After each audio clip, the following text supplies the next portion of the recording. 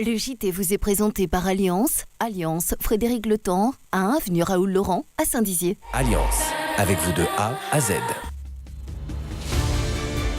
Mercredi, un hommage national était rendu au colonel Arnaud Beltrame. Une vive émotion partout en France, sentiment également présent à Bar-le-Duc. Talent de femmes, les créatrices du Triangle se rassemblent durant une journée à Vitry-le-François. Objectif 1000 km pour la santé au lycée Saint-Exupéry de Saint-Dizier, les élèves courent contre le cancer. Nouvelle passerelle à Sommeville, utilisable dès la semaine prochaine, celle-ci fera le plaisir des cyclistes et des promeneurs. Et qu'est-ce que le street art? Les élèves du lycée Raymond Poincaré à Bar-le-Duc ont été initiés à cette discipline artistique.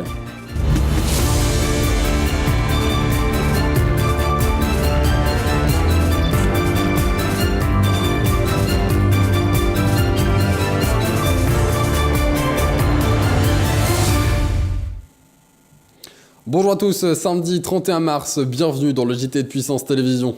Commençons ce journal avec la une de l'hebdo Voix de la Haute-Marne qui titrait cette semaine sur le passage à niveau classé le plus dangereux du département. Un dossier important à Saint-Dizier est à régler.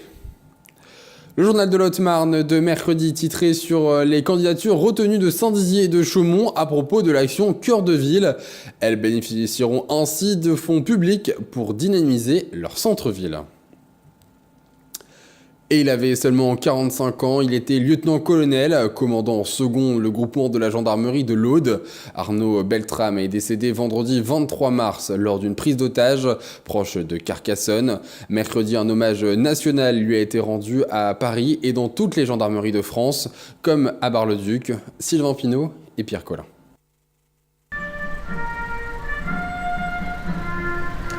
Dans le cadre d'un hommage national rendu en la mémoire du gendarme Arnaud Beltrame, plusieurs cérémonies ont été organisées cette semaine. L'une d'entre elles s'est déroulée en fin de matinée ce mercredi 28 mars à la gendarmerie nationale de Bar-le-Duc. Né un 18 avril 1973 à Étampes, Arnaud Beltrame, officier supérieur de gendarmerie français, est mort assassiné le 24 mars 2018 à Carcassonne, après s'être volontairement substitué à une otage au cours de l'attaque terroriste du 23 mars 2018 et avoir succombé aux blessures reçues à cette occasion.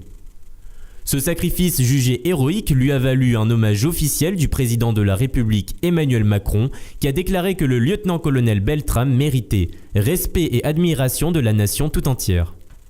De plus, Arnaud Beltrame a été décoré commandeur de la Légion d'honneur et élevé au rang de colonel à titre posthume par le président de la République lors de l'hommage national à l'Hôtel des Invalides le 28 mars dernier. C'est l'un des rendez-vous annuels de la ville de Vitry-le-François. Talent de femmes est revenu pour la 14e année consécutive. Les 24 et 25 mars dernier, plusieurs créatrices venant du Triangle, de Saint-Dizier, de Vitry et de Bar-le-Duc ont exposé leur savoir-faire à la salle du manège. Un reportage de Sylvain Pinault et Nicolas Noël. Le week-end dernier, à Vitry-le-François, 48 femmes sont venues exposer leur savoir-faire au grand public. Une exposition vente organisée par le Zanta Club.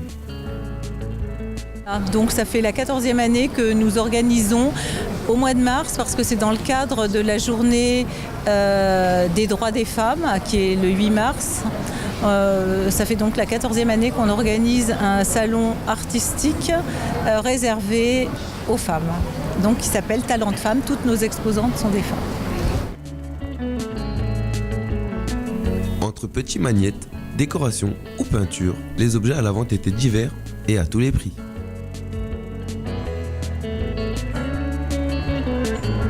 Je suis artiste peintre et je crée aussi des bijoux.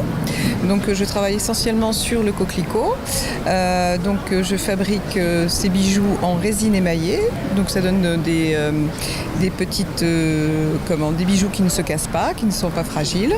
Et c'est un peu un hymne à la fleur et un hymne à la nature. Vous voyez ma passion, les bijoux fantaisie en cuir, comme ceci, que je travaille avec des fermoirs aimantés. Voilà.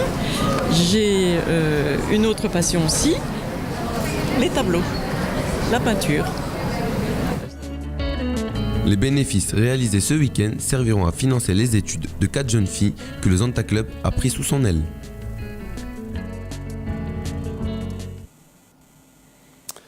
Et du sport à présent, car il court contre le cancer au lycée Saint-Exupéry de Saint-Dizier. Il était organisé cette semaine les 1000 km pour ta santé, un événement sportif qui avait pour objectif de sensibiliser au risque du cancer et promouvoir un mode de vie sain, une activité physique régulière. L'ensemble des élèves de l'établissement étaient conviés à courir au moins 1 km chacun. Un sujet signé Nicolas Noël et Baptiste Ney. Engagé dans plusieurs actions concernant l'hygiène et la santé, le lycée Saint-Exupéry organisait ce jeudi dans son établissement une journée de prévention contre le cancer. La Ligue contre le cancer était présente pour sensibiliser les jeunes lycéens. C'est l'occasion de montrer que les mouvements, l'action, la nourriture étaient importantes pour la prévention. Parce qu'on a une personne qui fait de la prévention à la Ligue, donc c'est dans ce cadre-là. Et donc on a accepté bien volontiers parce que c'est quand même très important que la jeunesse soit prévenue des risques du cancer. Faire le sport, il était reconnu par le monde médical que le sport aidait à la guérison et pouvait éviter la rechute en cas de cancer. Alors pourquoi attendre d'être soigné et d'être malade pour faire du sport? Autant le faire avant en prévention. Au programme de cette journée, un quiz pour sensibiliser et du sport pour prévenir. L'objectif fixé de 1000 km parcourus au cours de la journée a rapidement été atteint par les élèves, mais pas que. Non seulement les élèves participent, mais toute la communauté éducative. C'est pour ça que nous avons nommé cette action les 1000 km pour ta santé, puisque sur le campus, nous avons environ 1000 personnes. Et tous les personnels, les agents, le personnel administratif, la direction, tout le monde va participer à cette action. En France, près de 400 000 cas de cancer ont été déclarés en 2017.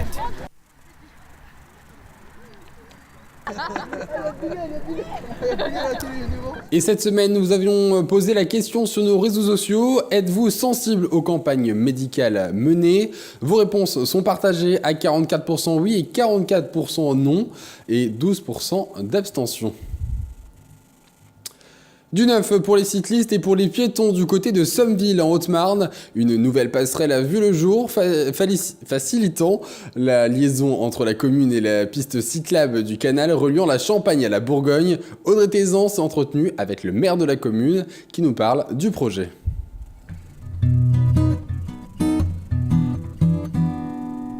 Cette semaine, nous nous sommes rendus à la nouvelle passerelle située à Sommeville. Un passage qui a été fermé suite à des dysfonctionnements qui ont nécessité de longs travaux.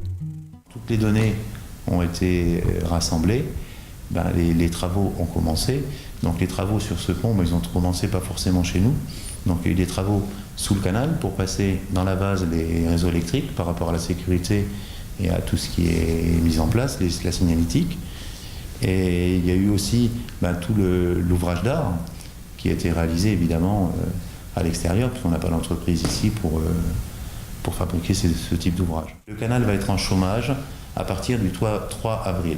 Ça, c'est une réponse qui m'a été donnée par VNF la semaine dernière.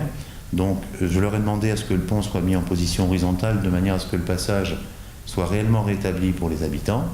Et pendant la quinzaine de jours qui va suivre cette période-là, de manière à ce que les documents administratifs, la rétrocession, les délibérations des différentes institutions, et notamment aussi les conventions avec VNF pour l'entretien de ce pont, soient mises en place pour qu'il soit réellement actionné et totalement opérationnel.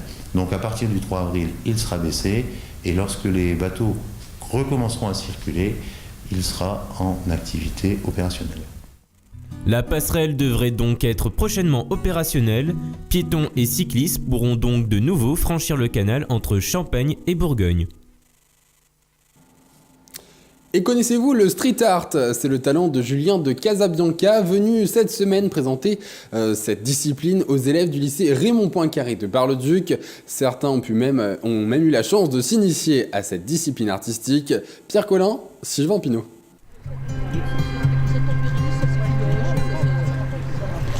Ce jeudi 29 mars 2018, Julien de Casabianca, un célèbre street artiste, s'est arrêté à Bar-le-Duc pour réaliser un cours aux élèves du lycée Raymond Poincaré.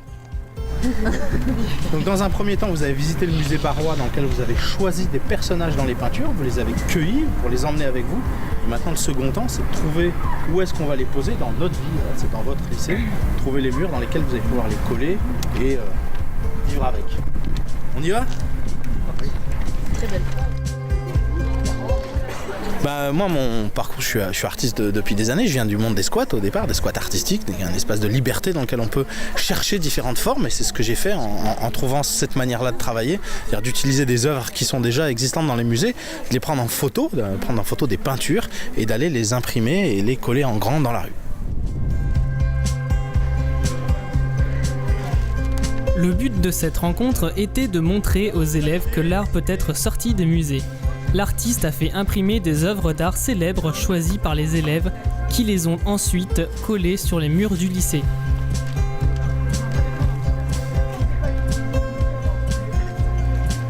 On rajoute le...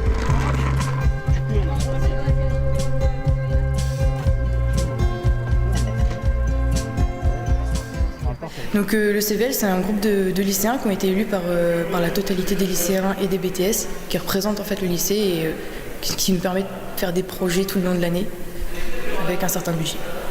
Donc c'est en fait notre CPE, Madame Petitjean, qui a d'abord eu l'idée en voyant un article dans le journal d'appeler ce street artist parce qu'elle avait vu justement ce qu'il avait fait.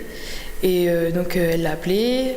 Au début c'était pas trop possible au niveau du budget, puis au final elle a réussi à concrétiser quelque chose. Elle nous a proposé donc ce projet et on a été unanimement vraiment très ravis de le faire. Et donc, oui, donc c'est de là que ça a commencé.